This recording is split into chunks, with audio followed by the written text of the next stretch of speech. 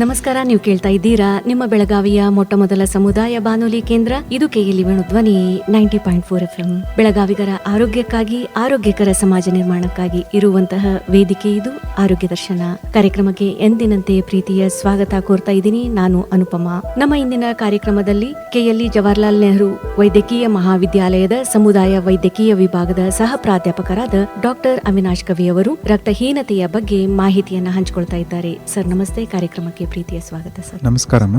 Sir, ಮೊಟ್ಟ ಮೊದಲಿಗೆ ಈ ಒಂದು ರಕ್ತಹೀನತೆ ಅಂದ್ರೇನು ಅಂತ? ಸಾಮಾನ್ಯವಾಗಿ ನಮ್ಮ ವ್ಯಕ್ತಿಗೆ ಅಥವಾ ಮನುಷ್ಯನಿಗೆ ಬರುವಂತ ರೋಗಗಳಲ್ಲಿ ಅನೇಕ ವಿಧವಾಗಿ ನಾವು ಗುರುತಿಸೋದ್ರಿಂದ ಮುಖ್ಯವಾಗಿ ಈ ನ್ಯೂಟ್ರಿಷನಲ್ ಡಿಫಿಷಿಯನ್ಸಿ ಅಂದ್ರೆ ಪೌಷ್ಟಿಕಾಂಶಗಳ ಕೊರತೆ ಅದು ಒಂದು ಬಹುಮುಖ್ಯವಾದಂತ ಒಂದು ರೋಗ ಸಮೂಹಗಳನ್ನೇ ನಮಗೆ ತಂದುಕೊಟ್ಟಿರುವಂಥದ್ದು.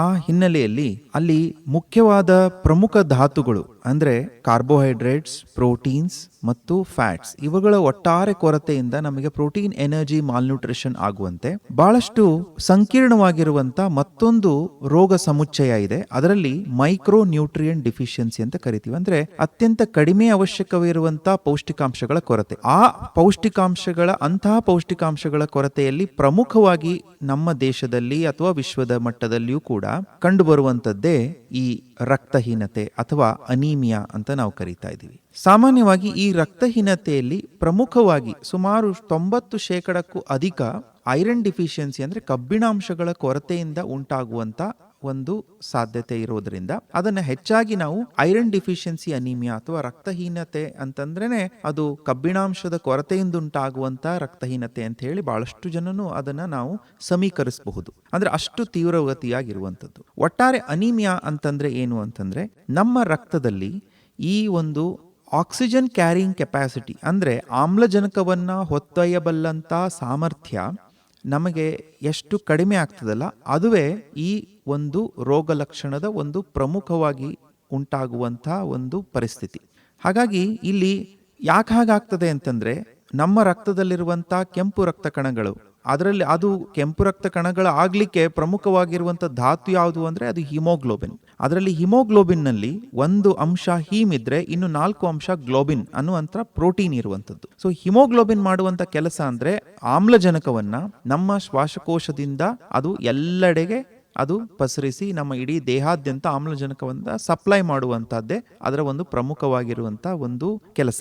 ಯಾವಾಗ ಈ ಹಿಮೋಗ್ಲೋಬಿನ್ ಕಂಟೆಂಟ್ ಕಡಿಮೆ ಆಗ್ತದೆ, ಐರನ್ ಕಡಿಮೆ ಆಗ್ತದೆ, ಹಿಮೋಗ್ಲೋಬಿನ್ ಕಂಟೆಂಟ್ ಕಡಿಮೆ ಆಗ್ತದೆ, ಹಾಗಾಗಿ ಆಕ್ಸಿಜನ್ ಕ್ಯಾರಿಂಗ್ ಕೆಪಾಸಿಟಿ ಅಂದ್ರೆ ಒಂದು ಆಮ್ಲಜನಕವನ್ನು ಹೊತ್ತೊಯ್ಯುವಲ್ಲುವಂತ ಸಾಮರ್ಥ್ಯ ಕೂಡ ಕಡಿಮೆ ಆಗ್ತದೆ. ಇದಕ್ಕೆ ಒಟ್ಟಾರೆಯಾಗಿ ಈ ಆಗುವಂತ ಈ ಒಂದು ಸ್ಥಿತಿಗೆ ನಾವು ರಕ್ತಹೀನತೆ ಅಥವಾ ಅನೀಮಿಯಾ ಅಂತ ನಾವು ಕರೀತೀವಿ. ಡಾಕ್ಟರ್, ಈಗ ಈ ಒಂದು ರಕ್ತಹೀನತೆ ಅನ್ನೋದು ಯಾವ ಕಾರಣಗಳಿಂದ ಕಾಣಿಸ್ಕೊಳ್ಳುತ್ತೆ ಅಂತ? ಪ್ರಮುಖವಾಗಿ ನಮಗೆ 4 ಅಥವಾ 5 ಪ್ರಮುಖ ಕಾರಣಗಳನ್ನ ನಾವು ಗುರುತಿಸಬಹುದು. ರಕ್ತಹೀನತೆ ಅಲ್ಲಿ ಮುಖ್ಯವಾಗಿ ಬರುವಂಥದ್ದೇ ಮೊಟ್ಟ ಮೊದಲನೇದು ಒಂದು ಇನ್ಸಫಿಷಿಯಂಟ್ ಇಂಟೇಕ್ ಅಂದ್ರೆ ನಮಗೆ ಎಷ್ಟು ಅವಶ್ಯಕತೆ ಇದೆಯೋ ಅದಕ್ಕಿಂತ ಕಡಿಮೆ ಆದಂತ ಆಹಾರವನ್ನು ಸೇವಿಸುವಂಥದ್ದು. ಅದು ಬೇಕಾದಷ್ಟು ಕಾರಣಗಳಿಗಿರ್ಬೋದು. ಅಂದ್ರೆ ಒಂದು ಆಹಾರದ ಲಭ್ಯತೆ ಮತ್ತು ಗುಣಮಟ್ಟದ ಆಹಾರದ ಲಭ್ಯತೆ ಎರಡೂ ಕೂಡ ಇಲ್ಲಿ ಬಹಳ ಮುಖ್ಯವಾಗಿರುವಂಥದ್ದು. ಬಹಳಷ್ಟು ಜನರಿಗೆ ಇನ್ನೂ ನಮ್ಮ ಬಡ ಮತ್ತು ಮಧ್ಯಮ ವರ್ಗದ ಜನರಿಗೆ ಆಹಾರದ ಲಭ್ಯತೆ ಒಂದು ಪ್ರಶ್ನೆ ಆದ್ರೆ ಇರುವಂತ ಆಹಾರ ಎಷ್ಟು ಮಟ್ಟಿಗೆ ಗುಣಮಟ್ಟದಿದೆ ಅದು ಕೂಡ ಮುಖ್ಯವಾಗ್ತಾ ಇದೆ. ಇದು ಪ್ರಮುಖವಾಗಿರುವಂತ ಕಾರಣ. ಇನ್ನು ಎರಡನೆಯದು, ಈಗ ಆಹಾರ ಲಭ್ಯ ಇದೆ, ನ್ಯೂಟ್ರಿಯೆಂಟ್ಸ್ ಅವೈಲೇಬಲ್ ಇದೆ, ಆದ್ರೆ ಒಳಗಡೆ ಅಬ್ಸಾರ್ಪ್ಷನ್ ತೊಂದರೆ ಆಗ್ತಾ ಇದೆ. ಅಂದ್ರೆ ಸರಿಯಾದ ಪ್ರಮಾಣದಲ್ಲಿ ಆಹಾರ ತಗೋತಾ ಇದ್ದಾರೆ, ಆದ್ರೆ ಅದು ಸರಿಯಾದ ಪ್ರಮಾಣದಲ್ಲಿ ಅದು ಪಚನ ಆಗ್ತಾ ಇಲ್ಲ, ಒಂದು ದೇಹದೊಳಗೆ ಅಬ್ಸಾರ್ಬ್ ಆಗ್ತಾ ಇಲ್ಲ. ಅದಕ್ಕೆ ಬೇಕಾದಷ್ಟು ಕಾರಣಗಳಿರ್ಬೋದು. ಒಂದು ಸೀಲಿಯಾಕ್ ಡಿಸೀಸ್ ಅಂತ ಕರಿತೀವಿ, ಇನ್ಫ್ಲಮೇಟರಿ ಬೌವಲ್ ಡಿಸೀಸ್ ಆಗಿರ್ಬೋದು, ಮಾಲ್ ಅಬ್ಸಾರ್ಪ್ಷನ್ ಸಿಂಡ್ರೋಮ್ಸ್ ಅಂತ ನಾವು ಕರಿತೀವಿ, ಅದು ಕೆಲವರಿಗೆ ಇರ್ತದೆ. ಇನ್ನು ಇದು ನ್ಯೂಟ್ರಿಯೆಂಟ್ಸು ಬರೋಬರಿದೆ, ಇನ್ನು ಅಬ್ಸಾರ್ಪ್ಷನ್ನು ಸರಿಯಾಗಿದೆ. ಇನ್ನು ಪ್ರಮುಖವಾಗಿ ಮತ್ತೆ ಈ ಕಾರಣ ಅಂತಂದ್ರೆ ಇನ್ಕ್ರೀಸ್ಡ್ ರಿಕ್ವೈರ್ಮೆಂಟ್ಸ್ ಅಂದ್ರೆ ದೇಹದ ಅವಶ್ಯಕತೆ ಹೆಚ್ಚಾಗಿದೆ. ಆ ಹೆಚ್ಚಾಗಿರ್ತಕ್ಕಂಥ ಅವಶ್ಯಕತೆಗೆ ಪೂರಕವಾಗಿ ನಾವು ಪೌಷ್ಟಿಕಾಂಶಗಳನ್ನ ನೀಡ್ತಾ ಇಲ್ಲ. ಮುಖ್ಯವಾಗಿ ಗರ್ಭಿಣಿಯಾಗುವಂಥದ್ದು, ಲ್ಯಾಕ್ಟೇಷನ್, ಬ್ರೆಸ್ಟ್ ಫೀಡಿಂಗ್ ಅಲ್ಲಿ, ಆನಂತರ ರ್ಯಾಪಿಡ್ ಗ್ರೋತ್ ಇರುವಂತ ಫೇಸಸ್ ಅಂದ್ರೆ ಅಡಲಸೆಂಟ್ ಪೀರಿಯಡ್ ಅಂದ್ರೆ 10 ರಿಂದ 19 ವಯಸ್ಸಿನ ಮಕ್ಕಳು ಆ ಟೈಮಲ್ಲಿ, ಮತ್ತು ಈ ಎಲ್ಲ ಕಾರಣದಲ್ಲಿ ಏನಾಗ್ತದೆ, ಅವಾಗ ಅವಶ್ಯಕತೆ ಹೆಚ್ಚಿರ್ತದೆ, ಅದಕ್ಕೆ ಅವಶ್ಯಕತೆ ತಕ್ಕಂಥ ಪೂರೈಕೆ ನಮ್ಮಲ್ಲಿ ಇರಬಹುದು. ಇನ್ನು ನಾಲ್ಕನೆಯದು ಪ್ರಮುಖವಾಗಿರುವಂಥದ್ದು blood loss, acute blood loss. ಅದು ಯಾವುದೇ ಒಂದು ಅಪಘಾತದಲ್ಲಾಗಿರ್ಬೋದು, ಅಥವಾ ಮಹಿಳೆಯರು ಮಾಸಿಕ ಮುಟ್ಟಾಗುವಂಥ ಸಂದರ್ಭದಲ್ಲಾಗಿರ್ಬೋದು, ಕೆಲವರಿಗೆ ಹೆಚ್ಚಿನ ರಕ್ತ ಸ್ರಾವ ಆಗುವಂಥದ್ದಾಗಿರ್ಬೋದು, ಗರ್ಭಾವಸ್ಥೆಯ ಕೊನೆಗೊಳ್ಳುವಂಥ ಸಮಯದಲ್ಲಿ, ಹೆರಿಗೆ ಸಮಯದಲ್ಲಿ ಅತಿ ಹೆಚ್ಚು ರಕ್ತಸ್ರಾವ ಆಗೋದಾಗಿರ್ಬೋದು, ಅಥವಾ ಈ ಒಂದು ಹೊಟ್ಟೆ ಭಾಗದಲ್ಲಿ ಕೆಲವೊಂದು ಅಲ್ಸರ್ ಆಗಿ ಅಲ್ಲಿಂದ ಬ್ಲೀಡಿಂಗ್ ಆಗುವಂಥದ್ದು. ಸೊ ಈ ರೀತಿಯಾಗಿ, ಅಥವಾ ಹೆಮರಾಯ್ಡ್ಸ್ ಅಥವಾ ನಾವು ಪೈಲ್ಸ್ ಅಂತ ನಾವೇನು ಕರಿತೀವಿ, ಅದರಿಂದ ಹೆಚ್ಚಾಗಿ ಬ್ಲೀಡಿಂಗ್ ಆಗುವಂಥದ್ದು. ಸೊ ಈ ಎಲ್ಲ ಕಾರಣಗಳಿಂದ ಏನಾಗಿದೆ, ರಕ್ತ ಲಾಸ್ ಆಗ್ತಾ ಇದೆ. ಸೊ ಇಲ್ಲಿ ಪ್ರಮುಖವಾಗಿ ಇನ್ನು ಕೊನೆಯದಾಗಿ ನೋಡೋದಾದರೆ ಹಿಮೋಗ್ಲೋಬಿನೋಪತೀಸ್ ಅಂತ ಕರಿತೀವಿ. ಅಂದರೆ ಕೆಲವರಿಗೆ ಜೆನೆಟಿಕಲಿ ಅವರ ಒಂದು ರಕ್ತದ ಪ್ರಮಾಣ, ಉತ್ಪತ್ತಿಯ ಪ್ರಮಾಣದಲ್ಲಿ ನೇರವಾಗಿ ಅದಕ್ಕೆ ತೊಂದರೆ ಆಗಿರುವಂಥದ್ದು, ಅಥವಾ ಉತ್ಪತ್ತಿ ಆದರೂ ಸಹ ಅದು ಬೇಗ ಡಿಸ್ಟ್ರಾಯ್ ಆಗುವಂಥದ್ದು. ಅದು ಆಂಟಿಬಾಡೀಸಿಂದ ಆಗಿರ್ಬೋದು, ಅಥವಾ ಥ್ಯಾಲಸೀಮಿಯಾ, ಸಿಕ್ಕಲ್ ಸೆಲ್ ಅನೀಮಿಯಾ ಮುಂತಾದಂಥ ಜೆನೆಟಿಕ್ ಕಾರಣಗಳಿಂದ ಆಗಿರುವಂಥದ್ದು. ಸೊ ಪ್ರಮುಖವಾಗಿ 5, 2 ಕಡಿಮೆ ಆಗ್ತವೆ, 2 ಹೆಚ್ಚಿಗೆ ಆಗ್ತದೆ. ಕೊನೆಗೆ ಹಿಮೋಗ್ಲೋಬಿನೋಪತಿ. 2 ಕಡಿಮೆ ಆಗುವಂಥದ್ದು, ಒಂದು ನ್ಯೂಟ್ರಿಯೆಂಟ್ಸ್ನ ಲಭ್ಯತೆ ಇಲ್ಲದೆ ಇರುವಂಥದ್ದು ಮತ್ತು ಅಬ್ಸಾರ್ಪ್ಷನ್ ಕಡಿಮೆ ಆಗುವಂಥದ್ದು. ಇನ್ನು ಹೆಚ್ಚಿಗೆ ಆಗಿರುವಂಥದ್ದು, ಒಂದು ಅವಶ್ಯಕತೆ ಹೆಚ್ಚಾಗಿದೆ, ಬ್ಲಡ್ ಲಾಸ್ ಹೆಚ್ಚಾಗಿದೆ, ಕೊನೆಗೆ ಹಿಮೋಗ್ಲೋಬಿನೋಪತಿ. ಹೀಗಾಗಿ 5 ಪ್ರಮುಖ ಕಾರಣಗಳು ರಕ್ತಹೀನತೆಯಲ್ಲಿ ನಾವು ನೋಡ್ತಾ ಇದ್ದೇವೆ. ಇದು ಅನುವಂಶೀಯವಾಗಿ ಬರುವಂತಹ ಏನಾದರೂ ಸಾಧ್ಯತೆ ಇದೆಯಾ? ಅನುವಂಶೀಯವಾಗಿ ಬರ್ತದೆ, ಬಟ್ ಅದು ಅಷ್ಟೊಂದು ಹೆಚ್ಚಿನ ಪ್ರಮಾಣದಲ್ಲಿ ಇಲ್ಲ. ಕೆಲವೊಂದಿಷ್ಟು ಜಾಗ್ರಫಿಕಲ್ ಏರಿಯಾದಲ್ಲಿ ಅದು ಹೆಚ್ಚು ಕಂಡು ಬರ್ತಾ ಇದೆ. ಸಾಮಾನ್ಯವಾಗಿ ಭಾರತದ ಮಧ್ಯಭಾಗದಲ್ಲಿ, ಮಹಾರಾಷ್ಟ್ರದ ಉತ್ತರ ಭಾಗದಲ್ಲಿ, ನಾಗ್ಪುರ ಆ ಭಾಗದಲ್ಲಿ ಮತ್ತು ಟ್ರೈಬಲ್ ಏರಿಯಾದಲ್ಲಿ ಹೆಚ್ಚಾಗಿ ಈ ರೀತಿಯಾಗಿರುವಂಥ ಸಿಕ್ಕಲ್ ಸೆಲ್ ಅನೀಮಿಯಾ ಕಂಡು ಬರ್ತಾ ಇದೆ. ಎಲ್ಲ ಕಡೆನೂ ಅದು ಕಾಣಲಿಕ್ಕೆ ನಮಗೆ ಸಿಗೋದಿಲ್ಲ, ಆದರೆ ಎಲ್ಲಿ ಇರ್ತದಲ್ಲ ಅಲ್ಲಿ ಅದು ಬಹಳಷ್ಟು ತೊಂದರೆಯನ್ನು ಉಂಟು ಮಾಡುವಂಥದ್ದು. ಸರ್, ಈಗ ಈ ಒಂದು ರಕ್ತಹೀನತೆಯನ್ನ ಪತ್ತೆ ಹಚ್ಚೋದಾದ್ರೆ ಈ ಒಂದು ವೈದ್ಯಕೀಯ ಪರೀಕ್ಷೆನೇ ಬೇಕಾಗುತ್ತಾ, ಅಥವಾ ಇದರದ್ದೇ ಆದ ಏನಾದರೂ ಲಕ್ಷಣಗಳೇನಾದರೂ ಕಂಡು ಬರುತ್ತಾ? ಹೌದು, ಇದು ವೈದ್ಯಕೀಯ ಪರೀಕ್ಷೆ ಖಂಡಿತವಾಗಿಯೂ ಅವಶ್ಯಕವೇ. ಆದರೆ ರೋಗ ಲಕ್ಷಣಗಳನ್ನ ನಾವು ಪತ್ತೆ ಹಚ್ಚಬೇಕು. ಮನೆಯಲ್ಲಿದ್ದಂಥ ಹಿರಿಯರು ಅಥವಾ ತಂದೆ ತಾಯಿ ತಮ್ಮ ಮಕ್ಕಳಲ್ಲಾಗುವಂಥದ್ದು, ಅಥವಾ ಹದಿಹರೆಯದಲ್ಲಾಗುವಂಥದ್ದು, ಅದು ಗರ್ಭಿಣಿ ಮಹಿಳೆಯರಾಗುವಂಥ ಒಂದು ರೋಗ ಲಕ್ಷಣಗಳು ಯಾವುದು ಅಂತಂದ್ರೆ, ಮೊದಲು ಅತಿಯಾಗಿ ಸುಸ್ತಾಗಿರುವಂಥದ್ದು, ಯಾವುದೇ ಕಾರಣವಿಲ್ಲದಲೇ ವಿಪರೀತ ಸುಸ್ತಾಗಿ ಯಾವುದೇ ಒಂದು ಕೆಲಸವನ್ನು ಮಾಡಲಿಕ್ಕೆ ಚೈತನ್ಯ ಇಲ್ದ ಆಗಿರುವಂಥ ಸ್ಥಿತಿ ಆಗಿರ್ಬೋದು. ನೋಡ್ಲಿಕ್ಕೆ ಅವರು ಬಿಳುಚ್ಕೊಂಡಿರ್ತಾರೆ, ಆ ರೀತಿಯಾಗಿ, ಅಂದ್ರೆ ಪೇಲ್, ಕಂಪ್ಲೀಟ್ ಆಗಿ ಅವರು ಬೆಳ್ಳಗಿರುವಂಥದ್ದು. ಆಮೇಲೆ ನಮ್ಮ ಉಗುರಿನ ಬಣ್ಣ ಸಾಮಾನ್ಯವಾಗಿ ಅದು ಲೈಟ್ ಪಿಂಕಿಶ್ ಕಲರ್ ಇರ್ತದೆ, ಆದರೆ ಅದು ಕೂಡ ಬೆಳ್ಳಗಾಗಿರುವಂಥದ್ದು. ಹೀಗೆ ಆಮೇಲೆ ನಾಲಿಗೆ ಪ್ಲೇನ್ ಆಗಿ ಬಾಲ್ಡ್ ಆಗಿರುವಂಥದ್ದು. ಈ ರೀತಿಯಾಗಿ ಕೆಲವೊಂದಿಷ್ಟು ರೋಗ ಲಕ್ಷಣಗಳನ್ನ ಸ್ವತಃ ವೈದ್ಯರು ನೋಡಿರ್ಬೋದು, ಅಥವಾ ಮನೆಯಲ್ಲೂ ಕೂಡ ಆ ರೀತಿಯಾಗಿರುವಂಥ ಒಂದು ರೋಗ ಲಕ್ಷಣಗಳು ಕಂಡು ಬರ್ತಾ ಇರ್ಬೋದು. ಆದರೆ ಒಂದು ತಿಳ್ಕೋಬೇಕು, ಈ ರಕ್ತಹೀನತೆಯ ರೋಗ ಲಕ್ಷಣಗಳು ಬಹಳ ನಾನ್ ಸ್ಪೆಸಿಫಿಕ್ ಆಗಿರ್ತವೆ. ಯಾವುದೇ ನಿರ್ದಿಷ್ಟವಾಗಿ ಇದು ಹೀಗೆ, ಇದು ಇದೇ ಕಾರಣ ಅಂತ ಹೇಳಲಿಕ್ಕಾಗಲ್ಲ. ಎನಿ ವೇಗ್ ಸಿಂಪ್ಟಮ್ಸ್ ಇರ್ಬೋದು. ಹಾಗಾಗಿ ಮುಖ್ಯವಾಗಿ ಫೆಟೀಗ್ ಮತ್ತು ಕೆಲವರಿಗೆ ಹೇರ್ ಲಾಸ್, ತಲೆ ಕೂದಲು ಉದುರುವಿಕೆ ಅದು ಕೂಡ ಆಗಿ ಕಂಡು ಬರ್ಬೋದು. ಹಾಗೆ ವಿವಿಧ ರೀತಿಯಾದಂಥ ಒಂದು ರೋಗ ಲಕ್ಷಣಗಳನ್ನು ನಾವು ಕಂಡು ಬರ್ತಾ ಇದ್ದೇವೆ ಇದನ್ನ. ಹಾಗಾಗಿ ವೈದ್ಯಕೀಯ ತಪಾಸಣೆಗೊಳಪಟ್ಟಾಗ ಅದು ಖಾತ್ರಿ ಆಗ್ತದೆ. ಯಾವ ರೀತಿಯಾಗಿ ವೈದ್ಯರು ಗುಣಲಕ್ಷಣಗಳನ್ನು ನೋಡ್ತಾರೆ, ಶರೀರದ ಮೇಲ್ಭಾಗದಲ್ಲಿ ಉಂಟಾಗಿರುವಂತ ಬದಲಾವಣೆಗಳು, ಅದು ತಲೆಯಿಂದ ಹಿಡಿದು, ಅಂದ್ರೆ ತಲೆ ಕೂದಲಿಂದ ಹಿಡಿದು ಕಣ್ಣಿನ ಕಂಜಂಕ್ಟೈವಲ್ ಪ್ಯಾಲರ್ ಆಗಿರ್ಬೋದು, ನಾಲಿಗೆಯನ್ನು ನೋಡೋದಾಗಿರ್ಬೋದು, ಉಗುರನ್ನ ಅಥವಾ ನಮ್ಮ ಅಂಗೈಯನ್ನು ನೋಡೋದ್ರ ಮುಖಾಂತರವಾಗಿ ಈ ರೀತಿಯಾಗಿ ರೋಗ ಇರುವಂತದ್ದನ್ನ ಸಾಧ್ಯತೆಗಳನ್ನ ಹೆಚ್ಚಾಗಿ ಗಮನಿಸಿ ನಂತರದಲ್ಲಿ ನಾವು ಇನ್ವೆಸ್ಟಿಗೇಷನ್ ಮಾಡಬೇಕಾಗ್ತದೆ. ಯಾಕೆ ಇನ್ವೆಸ್ಟಿಗೇಷನ್ ಬೇಕು ಅಂತಂದ್ರೆ, ಯಾವ ಪ್ರಮಾಣದಲ್ಲಿ ರಕ್ತಹೀನತೆ ಆಗಿದೆ ಅನ್ನೋದನ್ನು ಗುರುತಿಸ್ತಿದ್ರೆ ನಾವು ಹೇಗೆ ಚಿಕಿತ್ಸೆ ಕೊಡಬೇಕು, ಯಾವ ರೀತಿಯಾಗಿ ಅದನ್ನ ಒಂದು ಪೌಷ್ಟಿಕಾಂಶಗಳ ಕೊರತೆಯನ್ನು ಸರಿದೂಗಿಸಬೇಕು ಅನ್ನೋದನ್ನು ನಮಗೆ ನಿರ್ಧಾರ ಮಾಡಬೇಕು ಅಂತಂದ್ರೆ ನಮಗೆ ಅತ್ಯಂತ ಅವಶ್ಯಕವಾಗಿ ಅದರ ಒಂದು ತಪಾಸಣೆ ಬಹಳ ಅಗತ್ಯ. ಹಾಗಾಗಿ ಮುಖ್ಯವಾಗಿ ನಾವು ಮಾಡುವಂಥದ್ದು ಹಿಮೋಗ್ಲೋಬಿನ್ ಅಂತಂದ್ರೆ ಎಷ್ಟು ಹಿಮೋಗ್ಲೋಬಿನ್ ವ್ಯಕ್ತಿಯಲ್ಲಿದೆ ಅಂತ. ಆದರೆ ಈ ಹಿಮೋಗ್ಲೋಬಿನ್ ಒಂದೇ ಒಂದು ನಮ್ಮ ಇಡೀ ಚಿಕಿತ್ಸೆಗೆ ಒಂದು ರಹದಾರಿ ಅಂತ ನಾವು ಇವತ್ತು ಗುರುತಿಸ್ಕೊಂಡಿದ್ದೇವೆ ನಮ್ಮ ವೈದ್ಯಕೀಯ ಕ್ಷೇತ್ರದಲ್ಲಿ. ಆದರೆ ಅಷ್ಟು ಮಾತ್ರ ಸಾಕಾಗ್ತಾ ಇಲ್ಲ ಇವತ್ತಿನ ದಿನಮಾನದಲ್ಲಿ. ಇವತ್ತು ಹಿಮೋಗ್ಲೋಬಿನ್ ನಾರ್ಮಲ್ ಇದ್ರೂ ಸಹ ಐರನ್ ಡಿಫಿಷಿಯನ್ಸಿ ಅನ್ನುವಂಥದ್ದು ಒಂದು ರೀತಿಯಾದಂಥ ಒಂದು ಹಿಡನ್ ಪ್ರಾಬ್ಲಮ್ ಆಗಿ ನಮ್ಮ ನಡುವೆ ತುಂಬ ಇದೆ. ಬಹಳಷ್ಟು ಜನರಿಗೆ ಹಿಮೋಗ್ಲೋಬಿನ್ ನಾರ್ಮಲ್ ಇದ್ರೂ ಸಹ ಐರನ್ ಡಿಫಿಷಿಯನ್ಸಿ ತುಂಬ ಕೊರತೆ ಇದೆ. ಹಾಗಾಗಿ ಐರನ್ ಇಂಡೈಸಿಸ್ ಮತ್ತು RBC ಇಂಡೈಸಿಸ್ ಅಂತ ನಾವು ಮಾಡ್ತೀವಿ. ಅಂದರೆ ಒಂದು ಕೆಂಪು ರಕ್ತ ಕಣಗಳ ಒಂದು ರಚನೆ, ಅದರ ಒಂದು ಅಳತೆ, ಅದು ಯಾವ ರೀತಿಯಾಗಿ ಇದೆ, ಪ್ಲಸ್ ಅದ್ರ ಜೊತೆಗೆ iron, serum iron iron binding capacity, ferritin ಇತ್ಯಾದಿಯಾಗಿ ತಪಾಸಣೆಯನ್ನು ಮಾಡಿದಾಗ ಸರಿಯಾದ ರೀತಿಯಲ್ಲಿ ಚಿಕಿತ್ಸೆಯನ್ನು ಕೊಡಲಿಕ್ಕೆ ನಮಗೆ ಸಹಾಯಕ ಆಗುತ್ತೆ. ಸರ್, ಈಗ ದೇಹದಲ್ಲಿ ಸಾಮಾನ್ಯವಾಗಿ ಎಷ್ಟು ಇರಬೇಕಾಗತ್ತೆ ಹಿಮೋಗ್ಲೋಬಿನ್ ಪ್ರಮಾಣ ಅಂತ? ವಿಶ್ವ ಆರೋಗ್ಯ ಸಂಸ್ಥೆಯವರು ಇದರ ಬಗ್ಗೆ ಸಮಗ್ರವಾಗಿ ಒಂದು ಚಿಂತನೆಯನ್ನು ಮಾಡಿ ಒಂದು ವಿಶ್ವಮಟ್ಟದಲ್ಲಿ ಅದಕ್ಕೊಂದಿಷ್ಟು ನಾರ್ಮ್ಸ್ ಅನ್ನು ಅವರು ಕೊಟ್ಟಿದ್ದಾರೆ.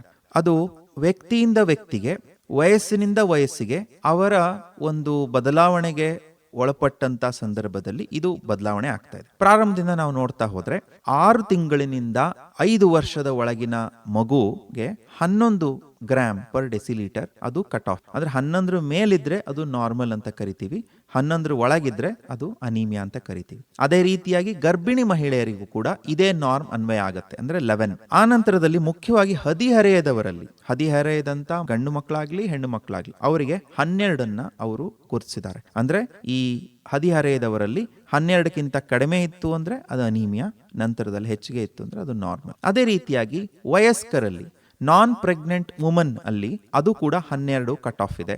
ಗಂಡು ಮಕ್ಕಳಲ್ಲಿ 13 ಕಟ್ ಆಫ್ ಇದೆ. ಅಂದ್ರೆ 13ಕ್ಕಿಂತ ಒಳಗಡೆ ಇದ್ರೆ 12ಕ್ಕಿಂತ ಒಳಗಡೆ ಇದ್ರೆ. ಯಾಕೆ ಕಡಿಮೆ ಕಟ್ ಆಫ್ ಇದೆ ಮಹಿಳೆಯರಿಗೆ ಅಂದ್ರೆ ಮಂತ್ಲಿ ಮೆನ್ಸ್ಟ್ರಲ್ ಬ್ಲಡ್ ಲಾಸ್ ಅನ್ನ ಗಣನೆಗೆ ತೆಗೆದುಕೊಂಡು 12 ಅವರು ಗುರುತಿಸಿದ್ದಾರೆ. ಇನ್ನ 12ರಿಂದ 10ವರೆಗೂ 11ರಿಂದ 10ವರೆಗೂ ನಾವು ಮೈಲ್ಡ್ ಅನೀಮಿಯಾ ಅಂತ ಕರಿತೇವೆ. 10ರಿಂದ 7ರವರೆಗೆ ಮಾಡರೇಟ್ ಅನೀಮಿಯಾ ಅಂತ ಕರಿತೇವೆ. ಎಲ್ಲರಿಗೂ ಲೆಸ್ ದನ್ 7 ಗ್ರಾಮ್ಸ್ ಹೋಯ್ತು ಅಂದ್ರೆ ಅದು ಸಿವಿಯರ್ ಅನೀಮಿಯಾ ಅಂತ ನಾವು ಇಲ್ಲಿ ಕ್ಲಾಸಿಫಿಕೇಶನ್ ಮಾಡ್ತಾ ಇದ್ದೇವೆ. ಜಗತ್ತಿನಾದ್ಯಂತ ಈ ಕ್ಲಾಸಿಫಿಕೇಶನ್ ಅನ್ನ ಎಲ್ಲರೂ ಅದನ್ನು ಒಪ್ಪಿಕೊಂಡಿದ್ದಾರೆ. ಸ್ನೇಹಿತರೆ, ನೀವು ಕೇಳ್ತಾ ಇದ್ದೀರಾ ಆರೋಗ್ಯ ದರ್ಶನ ಕಾರ್ಯಕ್ರಮವನ್ನ ನಿಮ್ಮ KLE ವೇಣುಧ್ವನಿಯಲ್ಲಿ. ನಮ್ಮೊಂದಿಗಿದ್ದಾರೆ ಡಾಕ್ಟರ್ ಅವಿನಾಶ್ ಕವಿ ಅವರು. ಇವರು ರಕ್ತಹೀನತೆಯ ಬಗ್ಗೆ ಮಾಹಿತಿಯನ್ನ ತಿಳಿಸ್ಕೊಡ್ತಾ ಇದ್ದಾರೆ. ಸರ್, ಇವಾಗ ತಾವು ಹೇಳ್ತಾ ಇದ್ರಿ, ಇವಾಗ ಗರ್ಭಿಣಿ ಸ್ತ್ರೀಯರಿಗೆ ಒಂದು ಪೋಷಕಾಂಶದ ಕೊರತೆ ಉಂಟಾಗುತ್ತೆ ಹೆಚ್ಚಾಗಿ ಅಂತ ಹೇಳಿದ್ರಿ. ಹಾಗಿದ್ರೆ ಗರ್ಭಿಣಿ ಸ್ತ್ರೀಯರಿಗೆ ಈ ಒಂದು ರಕ್ತಹೀನತೆ ಉಂಟಾದಾಗ ಯಾವೆಲ್ಲ ತೊಂದರೆಗಳು ಕಾಣಿಸ್ಕೊಳ್ಬಹುದು ಅಂತ? ಈ ಎಲ್ಲಾ ಅಂಶಗಳು ಮುಖ್ಯವಾಗಿ ರಕ್ತಹೀನತೆ ಬಹಳಷ್ಟು ಅದು ಊಮ್ ಟು ಟೂಂಬ್ ಅಂತ ಕರಿತೀವಿ.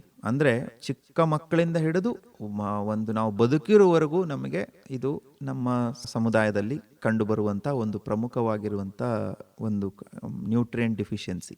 ಅದರಲ್ಲಿ ಮುಖ್ಯವಾಗಿ ನಾವು ನಮ್ಮ ಸರ್ಕಾರದ ಮಟ್ಟದಲ್ಲಿ ರಾಷ್ಟ್ರೀಯ ಕಾರ್ಯಕ್ರಮಗಳ ಮಟ್ಟದಲ್ಲಿ ಪ್ರಮುಖವಾಗಿ ನಾವು ಫೋಕಸ್ ಮಾಡುವಂಥದ್ದು ರಕ್ತಹೀನತೆ, ಅದು ಗರ್ಭಾವಸ್ಥೆಯಲ್ಲಿ ಆಗುವಂಥದ್ದು ಪ್ರೆಗ್ನೆನ್ಸಿ ಅನೀಮಿಯಾ ಅಂತ ನಾವು ಕರಿತೀವಿ. ಈ ಪ್ರೆಗ್ನೆನ್ಸಿ ಅನೀಮಿಯಾದಲ್ಲಿ ಕಟ್ ಆಫ್ ಆಲ್ರೆಡಿ ಹೇಳಿದ ಹಾಗೆ ಅದು 11 ಗ್ರಾಮ್ಸ್ ಇರುತ್ತೆ. ಈ ಒಂದು ಗರ್ಭಾವಸ್ಥೆಯಲ್ಲಿ ಅನೀಮಿಯಾ ಉಂಟಾಗುವಂಥದ್ದು ಒಂದು ಪೌಷ್ಟಿಕಾಂಶಗಳ ಕೊರತೆಯಿಂದ ಉಂಟಾಗಬಹುದು, ಪ್ರಮುಖವಾಗಿ. ಎರಡನೇದು ಅದು ಡೈಲ್ಯೂಷನಲ್ ಅನೀಮಿಯಾ, ಅಂದ್ರೆ ಫಿಸಿಯೋಲಾಜಿಕಲಿ ಬಾಡಿಯಲ್ಲಿ ಏನು ಬದಲಾವಣೆ ಆಗ್ತದೆ, ಅಂದ್ರೆ ಏನು ನಮ್ಮ ಗರ್ಭಾವಸ್ಥೆಯಲ್ಲಿ ಆಗುವಂತ ಬದಲಾವಣೆಯಿಂದನೂ ಕೂಡ ಅನೀಮಿಯಾ ಆಗುವಂಥದ್ದು. ಹಾಗಾಗಿ ಇವನ್ ನಿಮ್ಮ ಹಿಮೋಗ್ಲೋಬಿನ್ ನಾರ್ಮಲ್ ಇದ್ರೂ ಸಹ ಐರನ್ ಡಿಫಿಷಿಯನ್ಸಿ ಆಗುವಂಥದ್ದು ಬಹಳಷ್ಟು ಜನರಿಗೆ ಕಂಡು ಬರುವಂಥದ್ದು. ಹಾಗಾಗಿ ಅವರಿಗೆ ಆ ಒಂದು ಸಪ್ಲಿಮೆಂಟೇಷನ್, ಐರನ್ ಸಪ್ಲಿಮೆಂಟೇಷನ್ ಒಂದು ಅವಶ್ಯಕವಾಗಿ ಬೇಕಾಗ್ತಾ ಇದೆ. ಯಾಕೆ ಇಷ್ಟೊಂದು ನಾವು ಪ್ರೆಗ್ನೆನ್ಸಿ ಬಗ್ಗೆ ಇಷ್ಟೊಂದು ಕಾಳಜಿ ವಹಿಸಬೇಕಾಗಿದೆ ಅಂತಂದ್ರೆ ಅಲ್ಲಿ 2 ಜೀವಗಳ ಒಂದು ಪ್ರಶ್ನೆ, ಒಂದು ತಾಯಿ ಮತ್ತು ಮಗು. ಈಗ ಬಹಳಷ್ಟು ಜಾಗತಿಕ ಮಟ್ಟದಲ್ಲಿ ಅಧ್ಯಯನಗಳು ನಡೆದಿದ್ದಾವೆ. ನಮ್ಮ ಒಂದು ಬೆಳಗಾವಿಯ ಜವಾಹರ್ಲಾಲ್ ನೆಹರು ವೈದ್ಯಕೀಯ ಮಹಾವಿದ್ಯಾಲಯದ ಮಹಿಳೆಯರ ಮತ್ತು ಮಕ್ಕಳ ಆರೋಗ್ಯ ಸಂಶೋಧನಾ ಘಟಕ ಏನಿದೆ, ಅದರಲ್ಲಿ ಪ್ರಮುಖವಾಗಿ ಈ ಒಂದು ಪ್ರೆಗ್ನೆನ್ಸಿ ಅನೀಮಿಯಾ ಅಂದ್ರೆ ಮುಖ್ಯವಾಗಿ ಈ ಗರ್ಭಿಣಿ ಮಹಿಳೆಯರಲ್ಲಿ ಕಂಡು ಬರುವಂತ ರಕ್ತಹೀನತೆ ಬಗ್ಗೆ ವಿಶೇಷವಾದಂತ ಜಾಗತಿಕ ಮಟ್ಟದ ಅಧ್ಯಯನಗಳು ನಡೆದಿದ್ದಾವೆ. ಅಂದ್ರೆ ಹದಿಹರೆಯ ಗರ್ಭಾವಸ್ಥೆ ಮತ್ತು ಗರ್ಭಾವಸ್ಥೆ ನಂತರ ಪ್ರಸವಾನಂತರದ ರಕ್ತಹೀನತೆ ಬಗ್ಗೆ ಬಹಳಷ್ಟು ಜಾಗತಿಕ ಮಟ್ಟದ ಅಧ್ಯಯನಗಳು ನಡೆದಿದ್ದಾವೆ. ಅದು ಈಗಾಗಲೇ ಅದು ಜಾಗತಿಕ ವಿದ್ಯಮಾನಗಳಲ್ಲಿ ಎಲ್ಲರಿಗೂ ಪರಿಚಿತವಾಗಿರುವಂತ ಸಂಗತಿನೇ ಆಗಿದೆ. ಇಲ್ಲಿ ಈ ಪ್ರೆಗ್ನೆನ್ಸಿಯಲ್ಲಿ ಅನೀಮಿಯಾ ಉಂಟಾದಾಗ ಒಂದು ಆಕೆಗೆ ಮಗುವಿನ ಒಂದು ಬೆಳವಣಿಗೆ ಮೇಲೆ ನೇರವಾಗಿ ದುಷ್ಪರಿಣಾಮ ಬೀರ್ತಾ ಇದೆ ರಕ್ತಹೀನತೆಯಿಂದಾಗಿ. ಮತ್ತು ತಾಯಿಗೆ ರಕ್ತಹೀನತೆ ಇದ್ದಾಗ ಸಹಜವಾಗಿ ಅವಳ ಒಂದು ದೇಹದ ಒಂದು ಬದಲಾವಣೆಗಳು ಹೆಚ್ಚಾಗಿ ಕಂಡು ಬರ್ತಾ ಇದೆ. ಮತ್ತು ಈ ಒಂದು ಡೆಲಿವರಿ ಸಂದರ್ಭದಲ್ಲಿ ಆಕೆಗೆ ಅತಿ ಹೆಚ್ಚು ರಕ್ತಸ್ರಾವ ಉಂಟಾಗಬಹುದು ಮತ್ತು ಇತ್ಯಾದಿ ಬೇರೆ ಆರೋಗ್ಯ ಸಮಸ್ಯೆಗಳು, BP ಮುಂತಾದಂಥ ಹೆಚ್ಚಿಗೆ ಆಗುವಂಥದ್ದನ್ನು ಕೂಡ ಕಂಡು ಬರ್ತಾ ಇದೆ. ಜೊತೆಗೆ ಈ ಮಗುವಿನ ಮೇಲೆ ಇಂಟ್ರಾಯುಟ್ರೈನ್ ಗ್ರೋತ್ ರಿಟಾರ್ಡೇಷನ್ ಅಂತ ಕರಿತೀವಿ. ಅಂದ್ರೆ ಮಗುವಿನ ಸಮಗ್ರವಾದಂತ ಬೆಳವಣಿಗೆ ಮೇಲೆ ಅದು ಕುಂಠಿತವಾಗ್ತಾ ಇದೆ. ಹಾಗಾಗಿ ಕಡಿಮೆ ತೂಕದ ಮಕ್ಕಳು ಜನಿಸುವಂಥದ್ದು, low birth weight babies, less than 2.5 kgs, 2.5 ಕಿಲೋಕ್ಕಿಂತ ಕಡಿಮೆ ತೂಕದ ಮಕ್ಕಳು ಹುಟ್ಟುವಂಥದ್ದು, ನವಜಾತ ಶಿಶು. ಯಾವ ಮಗು ಈ ರೀತಿಯಾಗಿ ಲೋ ಬರ್ತ್ ವೇಟ್ ಅಥವಾ ಪ್ರೀ ಟರ್ಮ್ ಬರ್ತ್ ಅವಧಿಗೆ ಪೂರ್ವವಾಗಿ ಜನಿಸುವಂಥದ್ದು, ಲೋ ಬರ್ತ್ ವೇಟ್ ಇಂತ ಜನಿಸುವಂಥದ್ದು, ರಕ್ತಹೀನತೆ ಉಂಟಾದಾಗ ಇನ್ಫೆಕ್ಷನ್ ಜಾಸ್ತಿ ಆಗುವಂಥದ್ದು, ಅಂತ ಮಕ್ಕಳಿಗೆ ಆ ಮಗುವಿನ ಮರಣ ಪ್ರಮಾಣ ಹೆಚ್ಚಿಗೆ ಆಗುವಂತ ಸಂದರ್ಭಗಳು ಇದ್ದಾವೆ. ಒಂದು ತಾಯಿ ಮರಣದ ಮೇಲೂ ತಾಯಿ ಮರಣ ಪ್ರಮಾಣ ಹೆಚ್ಚಿಸುತ್ತದೆ ಈ ಒಂದು ರಕ್ತಹೀನತೆ. ನಮಗೆ ಒಂದು ಸ್ಟ್ಯಾಟಿಸ್ಟಿಕ್ಸ್ ಪ್ರಕಾರ ನಮ್ಮ ಭಾರತದಲ್ಲಿ ಆಗುವಂತ ಮೆಟರ್ನಲ್ ಡೆತ್, ತಾಯಿಯ ಮರಣ, ಗರ್ಭಾವಸ್ಥೆ ಆಗಿರ್ಬೋದು, ಗರ್ಭಾವಸ್ಥೆ ಕೊನೆಗೊಳ್ಳುವಾಗ ಆಗಿರ್ಬೋದು, ಅಥವಾ ಪ್ರಸವ ನಂತರದಲ್ಲಾಗಿರ್ಬೋದು, 5ರಲ್ಲಿ ಒಬ್ಬರು ನೇರವಾಗಿ ರಕ್ತಸ್ರಾವದಿಂದ ಅವರು ಮರಣವನ್ನು ಹೊಂದ್ತಾ ಇದ್ದಾರೆ ಇವತ್ತಿಗೂ ಕೂಡ.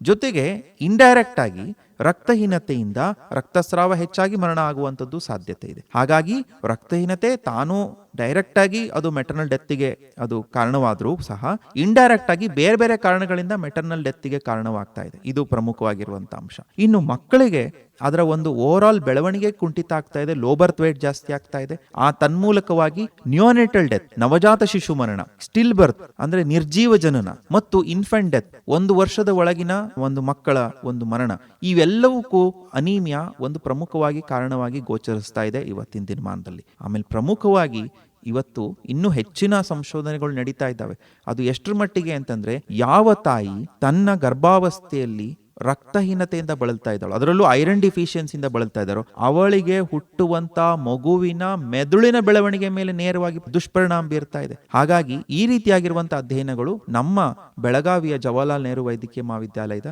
ಮಹಿಳೆಯರ ಮತ್ತು ಮಕ್ಕಳ ಆರೋಗ್ಯ ಸಂಶೋಧನಾ ಘಟಕದಲ್ಲಿ ಬಹಳ ಯಶಸ್ವಿಯಾಗಿ ನಿರ್ವಹಿಸಿ ಇವತ್ತು ಜಾಗತಿಕ ಮಟ್ಟದ ಒಂದು ಮನ್ನಣೆಗೂ ಕೂಡ ಅದು ಪಾತ್ರವಾಗಿದೆ. ಸರ್, ಇವಾಗ ಗರ್ಭಿಣಿ ಸ್ತ್ರೀಯರಿಗೆ ಈ ಒಂದು ರಕ್ತಹೀನತೆ ಕಂಡು ಬಂದ್ರೆ ಅವರಿಗೆ ಯಾವ ರೀತಿ ಆರೈಕೆ ಮಾಡಬೇಕಾಗುತ್ತೆ, ಊಟೋಪಚಾರ ಯಾವ ರೀತಿ ಇರಬೇಕು ಅಂತ? ಈಗ ಒಂದು ಪ್ರಮುಖವಾಗಿ ನಾನು ಅವಾಗಲೇ ಹೇಳಿದೆ, ಈಗ ಒಂದು ಗರ್ಭಾವಸ್ಥೆಯಲ್ಲಿ ನಮಗೆ ಸ್ಕೇಲ್ ಗ್ರೇಡಿಂಗ್ ಆಫ್ ಅನೀಮಿಯಾ ಅಂತ ನಾವು ಮೈಲ್ಡ್ ಅನೀಮಿಯಾ, ಮಾಡ್ರೇಟ್ ಅನೀಮಿಯಾ ಮತ್ತು ಸಿವಿಯರ್ ಅನೀಮಿಯಾ. ನಾನು ಸಿವಿಯರ್ ಇಂದ ಬರ್ತೇನೆ. ಸಿವಿಯರ್ ಅನೀಮಿಯಾ ಆದಾಗ ಪ್ರಮುಖವಾಗಿ ಅಲ್ಲಿ ಬಹಳಷ್ಟು ದೇಹದಲ್ಲಿ ಬದಲಾವಣೆ, ಹೃದಯದ ಮೇಲೆ ನೇರವಾಗಿ ಪರಿಣಾಮ ಬೀರ್ತಿರೋದ್ರಿಂದ ತಕ್ಷಣದಲ್ಲೇ ಅದನ್ನು ಕರೆಕ್ಷನ್ ಮಾಡಬೇಕು. ಅದಕ್ಕಾಗಿ ನಾವು ನೇರವಾಗಿ ರಕ್ತವನ್ನ ಹಾಕುವಂಥದ್ದು, packed cell volume transfusion, blood transfusion ಅನ್ನ ನಾವು ರೆಕಮೆಂಡ್ ಮಾಡ್ತೇವೆ. ಆ ನಂತರದಲ್ಲಿ ಉಳಿದೆಲ್ಲ ಅದು ನಡೆಯುತ್ತೆ. ಇನ್ನು ಮಾಡ್ರೇಟ್ ಅನೀಮಿಯಾ ಅಂದ್ರೆ ಈ ಒಂದು 7 to 10 grams ನಲ್ಲಿದ್ದಾಗ ಅವಾಗ ನಾವು IV ಐರನ್ ಅನ್ನ ನಾವು ಇಲ್ಲಿ ಕೊಡ್ತಾ ಇದ್ದೇವೆ.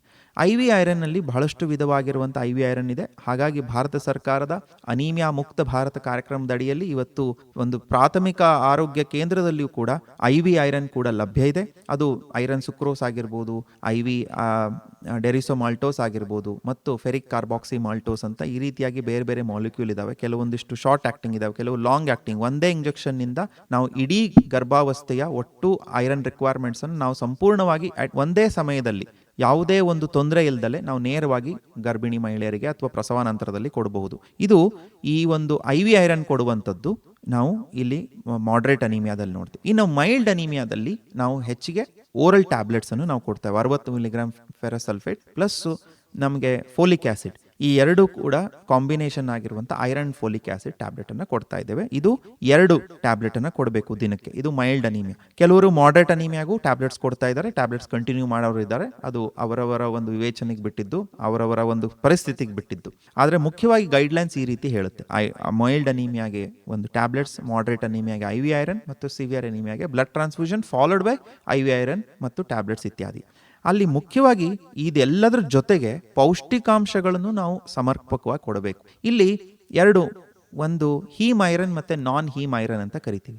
ಸಾಮಾನ್ಯವಾಗಿ ನಾವು ರಕ್ತಹೀನತೆ ಆದಾಗ ಬರೀ ಐರನ್ ಸಪ್ಲಿಮೆಂಟೇಷನ್ ಬಗ್ಗೆ ಹೆಚ್ಚಿಗೆ ಕಾನ್ಸಂಟ್ರೇಟ್ ಮಾಡ್ತೀವಿ. ಅದ್ರ ಜೊತೆಗೆ ಐರನ್ ಜೊತೆಗೆ ನಮಗೆ ಪ್ರೋಟೀನ್ ಸಹ ಅಷ್ಟೇ ಅವಶ್ಯಕ. ನೀವು ಪ್ರೋಟೀನ್ ಇಲ್ಲ ಅಂದ್ರೂ ಅದು ಹಿಮೋಗ್ಲೋಬಿನ್ ಆಗ್ಲಿಕ್ಕೆ ಆಗೋದೇ ಇಲ್ಲ. ಹಾಗಾಗಿ ಒಟ್ಟಾರೆ ಪೌಷ್ಟಿಕಾಂಶಗಳ ಒಂದು ಆರೈಕೆನೂ ಆಗಬೇಕು, ಐರನ್ ರಿಚ್ ಫುಡ್ಡು ಇರಬೇಕು. ಐರನ್ ರಿಚ್ ಫುಡ್ಸ್ ಅಲ್ಲಿ ಪ್ರಮುಖವಾಗಿ ನಾವು ನೋಡುವಂಥದ್ದು 2. ಒಂದು ಹೀಮ್ ಐರನ್. ಹೀಮ್ ಐರನ್ ಯಾವತ್ತು ಅನಿಮಲ್ ಪ್ರಾಡಕ್ಟ್ಸ್ ನಲ್ಲಿ ಹೆಚ್ಚಿಗೆ ಇರ್ತದೆ, ಮತ್ತು ನಾನ್ ಹೀಮ್ ಐರನ್ ಇದೆ, ಇದು ವೆಜಿಟೇರಿಯನ್ಸ್ ಅಲ್ಲಿ ಕಂಡು ಬರುವಂಥದ್ದು. ಹಾಗಾಗಿ ವೆಜಿಟೇರಿಯನ್ ನಲ್ಲಿ ಐರನ್ ರಿಚ್ ಫುಡ್ಸ್ ಯಾವುದು ಅಂತಂದ್ರೆ ಪ್ರಮುಖವಾಗಿ ಈ ಬೇಳೆ ಕಾಳುಗಳು, ಚನ್ನಾ, ರಾಜ್ಮಾ ಮತ್ತು ಸೋಯಾಬೀನ್ ಇತ್ಯಾದಿಯಾಗಿ.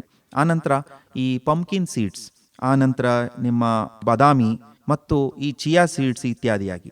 ಇನ್ನು ಗ್ರೀನ್ ಲೀಫಿ ವೆಜಿಟೇಬಲ್ಸ್ ಅಲ್ಲಿ ಮುಖ್ಯವಾಗಿ ಪಾಲಕ್, ಆಮೇಲೆ ಮೆಂತೆ ಮತ್ತು ಈ ಒಂದು ಮಸ್ಟರ್ಡ್ ಲೀವ್ಸ್ ಅಂತ ಏನು ಕರಿತೀವಲ್ಲ, ಅಂದರೆ ಸಾಸಿವೆ ಸೊಪ್ಪು. ಸೊ ಈ ಎಲ್ಲ ಮತ್ತು ಬ್ರೋಕೋಲಿ ಇತ್ಯಾದಿಯ ಕೆಲವರು ಅದನ್ನ ಕೂಡ ಬಳಸ್ತಾ ಇದ್ದಾರೆ. ಆನಂತರ ಈ ನಮ್ಮ ಹೋಲ್ ವೀಟ್ ಅಲ್ಲಿ, ಆಮೇಲೆ ಇದು ಬಾಜ್ರಾ ಮಿಲೆಟ್ಸ್ ಅಲ್ಲೂ ಕೂಡ ಹೆಚ್ಚಿಗೆ ಕಂಡು ಬರುವಂತದ್ದು. ಪ್ರಮುಖವಾಗಿ ಅತಿ ಹೆಚ್ಚು ಪ್ರಮಾಣದಲ್ಲಿ ಕಂಡು ಬರುವಂತದ್ದು ಡೇಟ್ಸ್ ಅಲ್ಲಿ ಅಥವಾ ಖರ್ಜೂರ ಅಂತ ಏನ್ ಕರಿತೀವಿ ಇದರಲ್ಲಿ. ಜೊತೆಗೆ ಇದರ ಎಲ್ಲದರ ಜೊತೆಗೆ ನಮ್ಮ ಒಂದು ನಾನ್ ಹೀಮ್ ಐರನ್ ಅಂದ್ರೆ ವೆಜಿಟೇರಿಯನ್ಸ್ಗೆ ಇವೆಲ್ಲ ಆಪ್ಷನ್ಸ್ ಇದಾವೆ. ಇನ್ನ ಹೀಮ್ ಐರನ್ಗೆ ನಾವು ಹೆಚ್ಚಾಗಿ ನಾನ್ ವೆಜಿಟೇರಿಯನ್ ಫುಡ್ ಅಲ್ಲೂ ಕೂಡ ಅಂದ್ರೆ ಮಾಂಸಾಹಾರದಲ್ಲೂ ಕೂಡ ಅಲ್ಲಿ ಹೀಮ್ ಐರನ್ ಹೆಚ್ಚಿಗೆ ಇರುವಂತದ್ದು. ಹಾಗಾಗಿ ಮಾಂಸಾಹಾರವನ್ನ ಸೇವಿಸುವಂತವ್ರು ಕೂಡ ಅದ್ರ ಮೂಲಕನೂ ಐರನ್ ಅನ್ನ ಪಡ್ಕೋಬಹುದು. ಹಾಗಾಗಿ ಇದ್ರ ಇನ್ನೊಂದು ಬಹಳ ಮುಖ್ಯವಾಗಿ ಬಹಳಷ್ಟು ಜನ ಅದನ್ನ ನಾವು ಮರಿತೀವಿ, ವಿಟಮಿನ್ ಸಿ. ಯಾವಾಗ್ಲೂ ಐರನ್ ತಗೋಬೇಕಾದ್ರೆ ವಿಟಮಿನ್ ಸಿ ಬಹಳ ಅವಶ್ಯಕ. ಯಾಕೆ ಅಂದ್ರೆ ವಿಟಮಿನ್ ಸಿ ಇದ್ದಾಗ ಐರನ್ ಅಬ್ಸಾರ್ಪ್ಷನ್ ಚಲೋ ಆಗ್ತದೆ. ಹಾಗಾಗಿ ಐರನ್ ಅಬ್ಸಾರ್ಪ್ಷನ್ ಚಲೋ ಆಯ್ತು ಅಂದ್ರೆ ಇರೋಂತ, ಈಗ ನೋಡಿ ಪ್ರಾಬ್ಲಮ್ ಏನಿದೆ ಅಂದ್ರೆ ನಮ್ಮ ಒಂದು ಜಠರದಲ್ಲಿ ಅದರ ಒಂದು ಮೇಕಪ್ ಆ ರೀತಿ ಇದೆ. ನೀವು ಎಷ್ಟು ತಗೋತಿರಲ್ಲ ಅದರಿಂದ ಒಂದು 10-12-15% ಮಾತ್ರ ಅಬ್ಸಾರ್ಪ್ಷನ್ ಆಗ್ತದೆ. ಸೊ ಈ ಅಬ್ಸಾರ್ಪ್ಷನ್ ಕೆಪಾಸಿಟಿನ ಹೆಚ್ಚಿಗೆ ಮಾಡಬೇಕು ಅಂತಂದ್ರೆ ಒಂದು ವಿಟಮಿನ್ ಸಿ ಅಂತ ಒಂದು ಟ್ಯಾಬ್ಲೆಟ್ ಅನ್ನ ತಗೊಳ್ಳೋದು, ಅಥವಾ ಈ ಬಹುತೇಕ ಈ ಐರನ್ ಟ್ಯಾಬ್ಲೆಟ್ಸ್ ಅಲ್ಲಿ ವಿಟಮಿನ್ ಸಿ ಜೊತೆಗೆ ಬರ್ತಾ ಇದ್ದಾವೆ. ಹಾಗಾಗಿ ವಿಟಮಿನ್ ಸಿ ಅತ್ಯಂತ ಅವಶ್ಯಕ. ಮತ್ತೆ ಎಂದೂ ಕೂಡ ಐರನ್ ತಗೊಳ್ಬೇಕಾದ್ರೆ ಹಾಲು ಮತ್ತು ಹಾಲಿನ ಪದಾರ್ಥಗಳು ಅದನ್ನ ಸೇವಿಸುವಂಗಿಲ್ಲ.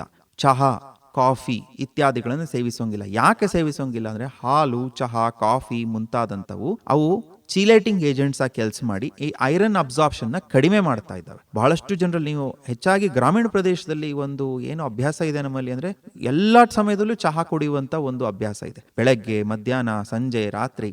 ಸೊ ಈ ಒಂದು ಅಭ್ಯಾಸ ಏನಿದೆಯಲ್ಲ ಅದು ಒಂದು ನಮ್ಮ ಆಹಾರದಲ್ಲಿರುವಂತ ಐರನ್ ಅನ್ನ ಅಬ್ಸಾರ್ಪ್ಷನ್ ಆಗ್ಲಿಕ್ಕೂ ಅದು ತೊಂದರೆ ಮಾಡ್ತಾ ಇದೆ. ಟ್ಯಾಬ್ಲೆಟ್ಸ್ ತಗೊಂಡಾಗ ಕೂಡ ಅದು ಕೂಡ ಅಬ್ಸಾರ್ಪ್ಷನ್ ಆಗದೆ ಇರುವಂತದ್ದು. ಹಾಗಾಗಿ ಸತತ 50 ವರ್ಷಗಳ ಪರ್ಯಂತ ಪ್ರಾಯಶಃ ಜಗತ್ತಿನಲ್ಲೇ ಮೊಟ್ಟ ಮೊದಲನೇದಾಗಿ ರಾಷ್ಟ್ರೀಯ ರಕ್ತಹೀನತೆ ನಿಯಂತ್ರಣ ಕಾರ್ಯಕ್ರಮವನ್ನು ಜಾರಿಗೆ ತಂದದ್ದು ಭಾರತ.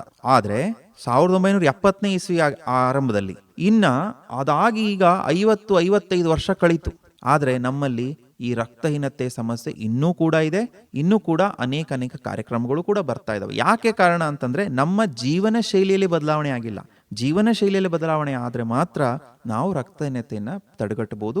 ಅದರ ಅರಿವು ಬಹಳ ಮುಖ್ಯ. ಈಗ ನೋಡಿ, ಇಂಥ ಕಾರ್ಯಕ್ರಮಗಳು ವೇಣುಧ್ವನಿ ಮುಖಾಂತರ ಏನಾಗ್ತಾ ಇದೆ, ಈ ಮೂಲಕವಾಗಿ ಈ ರಕ್ತಹೀನತೆ ಬಗ್ಗೆ ಅರಿವು, ಜಾಗೃತಿ ಬಹಳ ಮುಖ್ಯ. ಯಾವುದನ್ನ ತಿನ್ನಬೇಕು, ಹೇಗೆ ತಿನ್ನಬೇಕು, ಎಷ್ಟು ತಿನ್ನಬೇಕು, ಏನನ್ನ ಮಾಡಬೇಕು, ಇವೆಲ್ಲದರದ್ದು ಮಾಹಿತಿ ಇತ್ತು ಅಂತಂದ್ರೆ ಪ್ರಾಯಶಃ ನಮ್ಮಲ್ಲಿ ಈ ಒಂದು ಜಾಗೃತಿಯಿಂದ ಈ ರಕ್ತಹೀನತೆಯನ್ನ ನಾವು ತಡೆಗಟ್ಟಬಹುದು. ಖಂಡಿತ ಸರ್. ಇನ್ನು ಮಕ್ಕಳಲ್ಲಿ ಹಾಗೇನೆ ಯುವತಿಯರಲ್ಲೂ ಕೂಡ ಈ ಒಂದು ರಕ್ತಹೀನತೆ ಕಂಡು ಬಂದಾಗ ಅದು ಪರಿಣಾಮ ಯಾವ ರೀತಿ ಇರುತ್ತೆ ಅಂತ? ಈ ಯುವತಿಯರಲ್ಲಿ ಮತ್ತು ಮಕ್ಕಳಲ್ಲಿ ಅವರ ಒಟ್ಟಾರೆ ಬೆಳವಣಿಗೆ ಮತ್ತು ಅಭಿವೃದ್ಧಿ ಎರಡಕ್ಕೂ ಅದು ಮಾರಕವಾಗ್ತಾ ಇದೆ. ಇನ್ನು ಯುವತಿಯರಲ್ಲಿ ಮುಖ್ಯವಾಗಿ ನಾವು ರಕ್ತಹೀನತೆಯನ್ನ ಕಂಡು ಬರ್ತಾ ಇರುವಂತದ್ದನ್ನು ನೋಡ್ತಾ ಇದೀವಲ್ಲ, ಅದು ಅವರ ಮುಂದಿನ ಜೀವನಕ್ಕೆ, ಅದರಲ್ಲೂ ಪ್ರಮುಖವಾಗಿ ಅವರು ಗರ್ಭಿಣಿ ಆದಾಗ ಅದರ ಒಂದು ನೇರವಾದಂತ ಪರಿಣಾಮ ಅವರ ಮೇಲೆ ಮತ್ತು ಅವರಿಗೆ ಹುಟ್ಟುವಂತ ಮಗುವಿನ ಮೇಲೆ ಆಗ್ತಾ ಇದೆ. ಇನ್ನು ಮಕ್ಕಳಲ್ಲಿ ರಕ್ತಹೀನತೆ ಉಂಟಾಗ ಈ ಕಾನ್ಸಂಟ್ರೇಷನ್ ಮಾಡುವಂತ ಕೆಪಾಸಿಟಿನೇ ಕಡಿಮೆ ಆಗ್ತದೆ. ಹಾಗಾಗಿ ಯಾಕಂದ್ರೆ ಅದು ನಾನು ಆಗ್ಲೇ ಹೇಳಿದೆ, ರಕ್ತಹೀನತೆಯಿಂದ ಬ್ರೈನ್ ಡೆವಲಪ್ಮೆಂಟ್ ಮೇಲೆ ನೇರವಾಗಿ ಎಫೆಕ್ಟ್ ಆಗಿರೋ ಕಾರಣ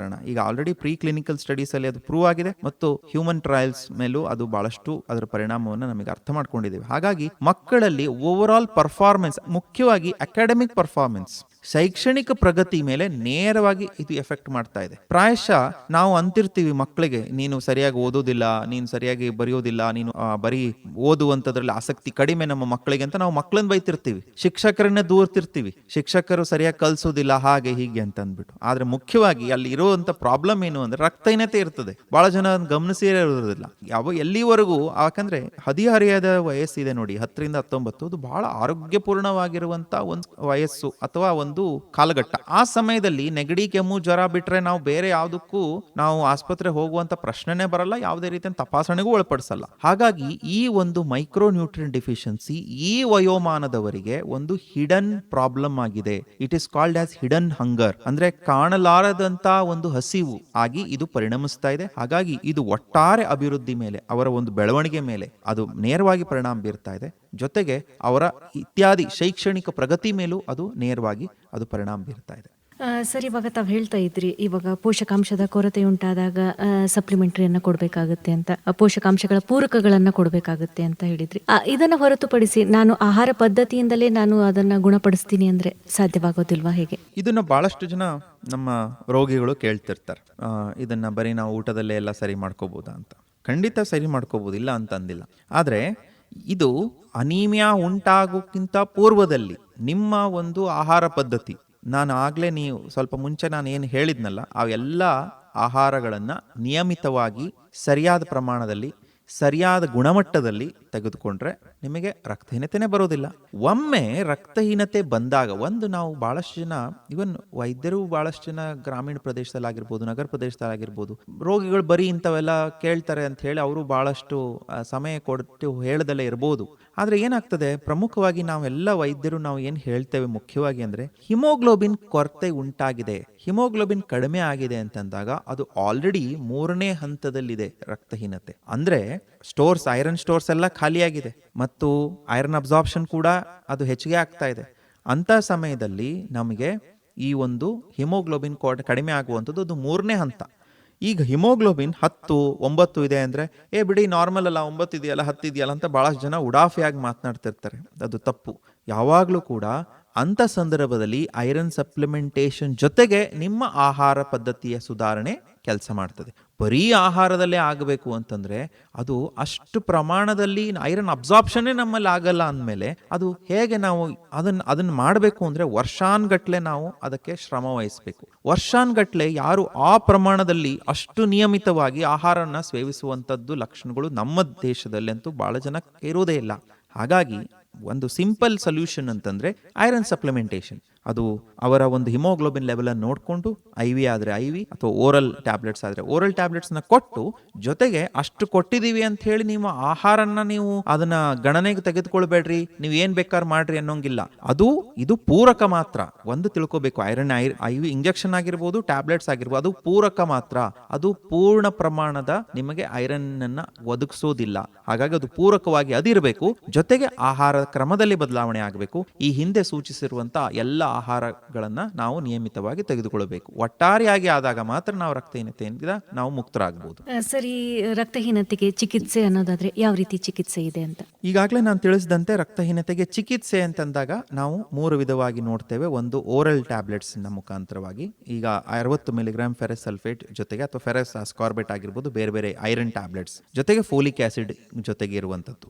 ಇದು ಮೈಲ್ಡ್ ಅನೀಮಿಯಾಗೆ. ಗರ್ಭಿಣಿ ಮಹಿಳೆಯರಲ್ಲಿ ಅನೀಮಿಯಾ ಇಲ್ಲದೆ ಹೋದ್ರೂ ಕೂಡ ಪ್ರೊಫಲಾಕ್ಟಿಕಲಿ ನಾವು 1 ಟ್ಯಾಬ್ಲೆಟ್ ಅಂತೂ ನಾವು ಕಂಪಲ್ಸರಿ ಕೊಡ್ತೇವೆ. 2ನೇ ಟ್ರೈಮಿಸ್ಟರ್ ಇಂದ, ಅಂದ್ರೆ 3 ತಿಂಗಳಾದ್ಮೇಲೆ 4ನೇ ತಿಂಗಳದ ಪ್ರಾರಂಭದಿಂದ ಹಿಡಿದು ಡೆಲಿವರಿ ಆಗೋವರೆಗೂ, ಡೆಲಿವರಿ ಆಗಿ ನಾವು 6 ತಿಂಗಳವರೆಗೂ ಅದನ್ನ ಟ್ಯಾಬ್ಲೆಟ್ಸ್ ಅನ್ನು ಕಂಟಿನ್ಯೂ ಮಾಡಬೇಕು. ಇದು ಪ್ರೊಫಲಾಕ್ಟಿಕ್ ಡೋಸ್. ಇವನ್ ಇಫ್ ಹಿಮೋಗ್ಲೋಬಿನ್ 11 ಮೇಲಿದ್ರೂ ಸಹ ಕೊಡಬೇಕಾಗ್ತದೆ. ಇನ್ನ ಮಾಡರೇಟ್ ಅನೀಮಿಯಾ ಇದ್ದಾಗ ನಾವು ಬರೀ ಟ್ಯಾಬ್ಲೆಟ್ಸ್ ಸಾಕಾಗೋದಿಲ್ಲ, ಯಾಕಂದ್ರೆ ಟ್ಯಾಬ್ಲೆಟ್ಸ್ ಅಬ್ಸಾರ್ಪ್ಷನ್ ಕೆಪಾಸಿಟಿ ತುಂಬಾ ಕಡಿಮೆ ಇದೆ ಅಂತ ನಾನು ಈಗಾಗಲೇ ಹೇಳಿರೋದ್ರಿಂದ IV ಐರನ್, ನೇರವಾಗಿ ರಕ್ತಕ್ಕೆ ನಾವು IV ಐರನ್ ಅನ್ನು ಕೊಡ್ತಾ ಇದ್ದೇವೆ. ಬೇರೆ ಬೇರೆ ಮಾಲಿಕ್ಯೂಲ್ಸ್ ಅವೈಲೇಬಲ್ ಇದೆ ಈಗಾಗಲೇ ಮಾರ್ಕೆಟ್ ನಲ್ಲಿ. ಅದನ್ನ ವೈದ್ಯರ ಒಂದು ಸಲಹೆಯನ್ನ ಪಡೆದು, ವೈದ್ಯರ ಒಂದು ಉಪಸ್ಥಿತಿಯಲ್ಲಿ ಅದನ್ನ IV ಐರನ್ ಅನ್ನ ಕೊಡಬೇಕು. ಇದು ಪ್ರಾಥಮಿಕ ಹಂತದಿಂದ ಹಿಡಿದು ಟರ್ಷರಿ ಲೆವೆಲ್ ಆಸ್ಪತ್ರೆಗಳಲ್ಲಿ ಎಲ್ಲ ಕಡೆಯೂ ಇದು ಲಭ್ಯವಿದೆ. ಹಾಗಾಗಿ ಇದು IV ಐರನ್. ಇನ್ನು ಸಿವಿಯರ್ ಅನೀಮಿಯಾ ಅಂತ ಬಂದಾಗ ಈ ಐರನ್ ಇಂಜೆಕ್ಷನ್ ಬೇಕಾಗತ್ತೆ, ಟ್ಯಾಬ್ಲೆಟ್ಸು ಒಂದು ಹಂತದಲ್ಲಿ ಬೇಕಾಗುತ್ತೆ. ಇವೆರಡನ್ನ ಜೊತೆಗೆ ನಾವು ಬ್ಲಡ್ ಟ್ರಾನ್ಸ್ಫ್ಯೂಷನ್ ಅನ್ನು ಕೂಡ ನಾವು ಕೊಡಬೇಕಾಗ್ತಾ ಇದೆ. ಸೊ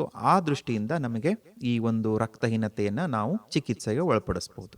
ಸರ್, ಈಗ ಕೊನೆಯದಾಗಿ ನಮ್ಮ ಕೇಳಿವಣು ಧ್ವನಿಯ ಮೂಲಕ ಕೇಳುಗರಿಗೆ ಯಾವ ಒಂದು ಸಂದೇಶವನ್ನ ಹೇಳಲಿಕ್ಕೆ ಇಷ್ಟಪಡ್ತೀರಾ? ನೋಡಿ, ಭಾರತ ಸರ್ಕಾರ ಒಂದು ಮಹತ್ವಾಕಾಂಕ್ಷಿ ರಾಷ್ಟ್ರೀಯ ಕಾರ್ಯಕ್ರಮವನ್ನ ಜಾರಿ ಮಾಡಿದೆ. ಅದು ಅನೀಮಿಯಾ ಮುಕ್ತ ಭಾರತ ಅಂತ ಹೇಳಿ. ಅನೀಮಿಯಾ ಮುಕ್ತ ಭಾರತದಲ್ಲಿ ಈಗಾಗಲೇ ನಾನು ಈ ಹಿಂದೆ ತಿಳಿಸಿರುವಂತೆ ಅನೇಕ ಒಂದು ವಯೋಮಾನದವರಿಗೆ, ಅಂದ್ರೆ 5 ವರ್ಷದ ಒಳಗಿನ ಮಕ್ಕಳನ್ನ ಒಳಗೊಂಡಂತೆ, 5 ರಿಂದ 11 ವರ್ಷದ ಒಳಗಿನ ಮಕ್ಕಳು, 11 ರಿಂದ 19 ವಯಸ್ಸಿನ ಹದಿಹರೆಯದವರು, ಆ ನಂತರ ಗರ್ಭಿಣಿ ಮಹಿಳೆಯರಾದ ಮೇಲೆ ಒಂದು ಪ್ರಸವ ನಂತರದ ಒಂದು ಬಾಣಂತಿಯರು, ಜೊತೆಗೆ ವಯೋವೃದ್ಧರು, ಹೀಗೆ ಪ್ರಮುಖವಾಗಿರುವಂತ ಇಡೀ ನಮ್ಮ ಜೀವನದ ಚಕ್ರದಲ್ಲಿ ಬರುವಂತ ಎಲ್ಲ ವಯೋಮಾನದವರೆಗೂ ಈ ಅನೀಮಿಯಾ ರಕ್ತಹೀನತೆ ಅದು ಕಾಡುವಂತದ್ದೇ. ಬಹಳಷ್ಟು ಜನ ಅದನ್ನ ನೆಗ್ಲೆಕ್ಟ್ ಮಾಡ್ತಾ ಇದ್ದಾರೆ. ಇವತ್ತು ನಮ್ಮ ಸಮಾಜದಲ್ಲಿ ನಾವು ನೋಡ್ತಾ ಇದ್ದೇವೆ, ಅನೀಮಿಯಾ ಬಗ್ಗೆ ಅರಿವು ಇಲ್ಲ.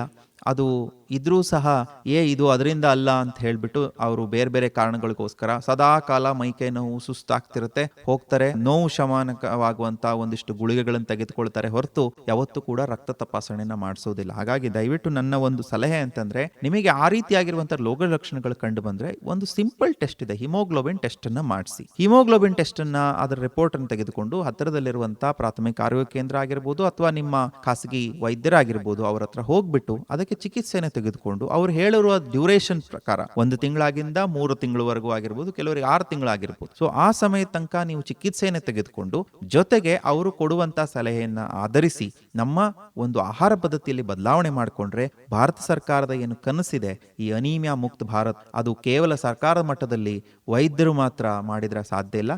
ಪ್ರತಿಯೊಬ್ಬರು ಕೂಡ ಅದ್ರ ಬಗ್ಗೆ ತಿಳುವಳಿಕೆಯಿಂದ ಜಾಗೃತಿಯನ್ನ ಉಂಟು ಮಾಡ್ತಾ ಮಕ್ಕಳಿಂದ ಹಿಡಿದು ವಯಸ್ಸಾಗಿರುವಂಥವ್ರು ಎಲ್ಲರಿಗೂ ಕೂಡ ನಾವು ಒಂದು ಅನೀಮಿಯಾವನ್ನ ಅಂದ್ರೆ ರಕ್ತಹೀನತೆಯನ್ನ ತಡೆಗಟ್ಟಿ ನಾವು ಸದೃಢ ಒಂದು ಆರೋಗ್ಯ ಭಾರತವನ್ನು ನಿರ್ಮಾಣ ಮಾಡಲಿಕ್ಕೆ ನೀವೆಲ್ಲರೂ ಶ್ರಮ ವಹಿಸಬೇಕಾಗಿದೆ. ಈ ಹಿನ್ನೆಲೆಯಲ್ಲಿ ವೇಣುಧ್ವನಿ ಈ ರೀತಿಯಾಗಿರುವಂತಹ ಕಾರ್ಯಕ್ರಮಗಳನ್ನು ಆಯೋಜನೆ ಮಾಡಿ ಈ ರೀತಿಯಾಗಿರುವಂತಹ ಆರೋಗ್ಯ ದರ್ಶನದ ಮುಖಾಂತರ ಆರೋಗ್ಯದ ತಿಳುವಳಿಕೆಯನ್ನು ನೀಡ್ತಾ ಇರುವಂತದ್ದು ಅತ್ಯಂತ ಶ್ಲಾಘನೀಯವಾಗಿರುವಂತಹ ಕೆಲಸ ಅಂತ ನಾನಾದ್ರೂ ಇಲ್ಲಿ ಭಾವಿಸ್ತೇನೆ. ಖಂಡಿತ ಸರ್ ಕಾರ್ಯಕ್ರಮಕ್ಕೆ ಬಂದು ಈ ರಕ್ತಹೀನತೆಯ ಬಗ್ಗೆ ಹಾಗೇನೆ ರಕ್ತಹೀನತೆಯಿಂದ ಹೊರಬರುವಂತಹ ಮಾರ್ಗಗಳ ಬಗ್ಗೆ ಸಾಕಷ್ಟು ಮಾಹಿತಿಯನ್ನು ಹಂಚಿಕೊಂಡ್ರಿ. ಧನ್ಯವಾದಗಳು ಸರ್. ಧನ್ಯವಾದ.